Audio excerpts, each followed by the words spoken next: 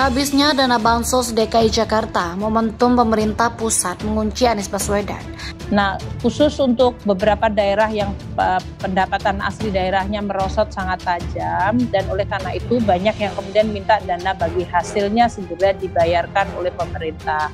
Sekarang ini kita sudah membayarkan pembayaran DPH untuk tahun 2019 yang belum diaudit, sebesar 14,7 ini kita sudah bayarkan separuhnya di dalam rangka untuk membantu semua daerah yang memang menghadapi penerimaan asli daerahnya turun. Tentang bantuan sosial, benar, kita memberikan 1,2 juta dan itu ada 1,2 juta nama.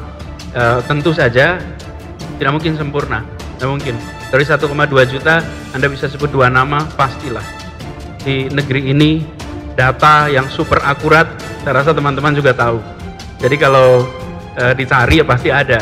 Nah, bagian kita adalah mengkoreksi terus-menerus. Terkait dengan dugaan korupsi, sebaiknya melapor kepada KPK. Ya. Silakan melapor sehingga kemudian nanti bisa ada komunikasi lebih lanjut antara KPK dengan pelapornya. Yang pelapor itu dilindungi undang-undang, gitu ya. Pengayaan informasinya bisa dilakukan, ya. Kemudian verifikasi telahan untuk memperoleh datanya bisa dilakukan, gitu. Jadi tidak kemudian disampaikan pada ruang-ruang publik ataupun di media sosial, kan begitu ya, yang kemudian justru kontraproduktif dengan upaya-upaya kalau memang benar ada dugaan korupsi itu terjadi. Bapeten di Siang Bolong mendadak Sri Mulyani yaitu Menteri Keuangan mengungkapkan bahwa DKI Jakarta sedang ambear setelah sang gubernur pilihan JKT 58 mengaku tak bisa. Tepatnya tak mampu lagi menyalurkan bantuan sosial untuk 1,1 juta keluarga penerima manfaat atau KPM di wilayahnya yang seharusnya menjadi tanggung jawabnya.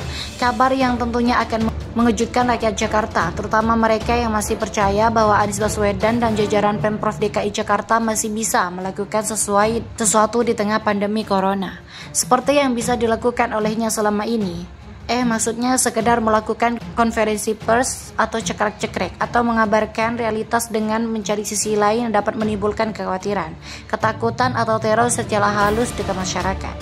Tak kalah ambernya, lansir dari laman Kompas yang juga masih saya ingat persis awalnya. Jadi waktu itu kan Wan Anies ngobrol sama Wapres Ma'ruf Amin tepatnya pada 2 April 2020. Terus diketahui ada sekitar 3,7 juta warga miskin dan rentan miskin yang berdampak COVID-19. Mereka perlu bantuan dari pemerintah, lalu disepakati bantuan tersebut yang ditanggung-jawabi oleh Pemprov DKI Jakarta sebanyak 1,1 juta warga dan sisanya yaitu 2,6 juta warga menjadi bagian pemerintahan pusat. Masih ingat juga dong ketika ditanya oleh Wapres apakah data tersebut by name atau by address. Wan Anies sedikit panik tapi tetap bisa menjawab dengan gaya ngelesnya bahwa data sedang tahap pemrosesan.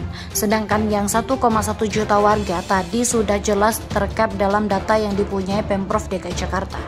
Lantas dalam pelaksanaannya baru dilakukan sesekali pembagian oleh Pemprov DKI Jakarta periode pertama pada 9 April 2020 lalu. Bantuan sembako senilai 150.000 kurang Rp50 itu pun sudah beredar di masyarakat dengan komplain yang sana sini karena diduga bantuan tersebut sebagiannya yaitu salah sasaran. Meski sebagai komandan, Wan Anies masih terkesan menyombongkan dengan menyebutnya sekitar 94% bantuan masih tepat sasaran. Hingga akhirnya ada komplain dari Muhajir selaku Menko PMK bahwa data yang dimiliki oleh Kemensos dan DKI Jakarta yang sama, sehingga ada warga penerima bansos double, tepat dari Pemprov DKI Jakarta juga dari Kemensos. Komplain yang disambut oleh Sri Mulyani saat pemberian penjelasan kepada Komisi DPR RI.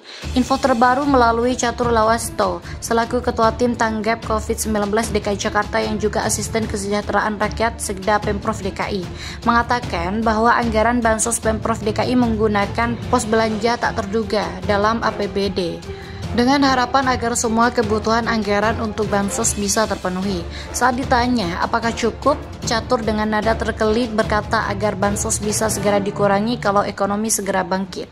Persoalannya, apakah ekonomi segera bangkit atau tidak? Elaknya. Saat bikin saya bertanya, kok malah dikurangi? Punya anggaran atau tidak? Masih cukup enggak dananya? Malah muter-muter ngeles kayak enggak jelas gitu. Dan seperti yang biasa kalau ada masalah atau kelakuan absurd jajaran Pemprov DKI Jakarta yang menunjukkan bahwa sang gubernur nggak becus bekerja, maka yang membereskan kerusakannya adalah pemerintahan pusat. Maka bisa diduga bahwa perkara habisnya bansos ini akan berujung pada maaf. pengemis Pemprov DKI Jakarta ke pemerintah pusat. Saya melihat masalah ini sebagai momentum untuk Presiden Jokowi dan pemerintahan pusat untuk mengunci Anies Baswedan. Artinya yaitu menanggung bantuan sih oke, tapi jangan semua dia yang ditanggung. Sambil disertai syarat-syarat tertentu, minimal Wan Anies kudu agak dipepet agar sisa masa pemerintahannya tidak terbuat yang aneh-aneh. Juga tidak terkesan melawan setiap kebijakan pemerintah pusat hanya supaya terlihat beda.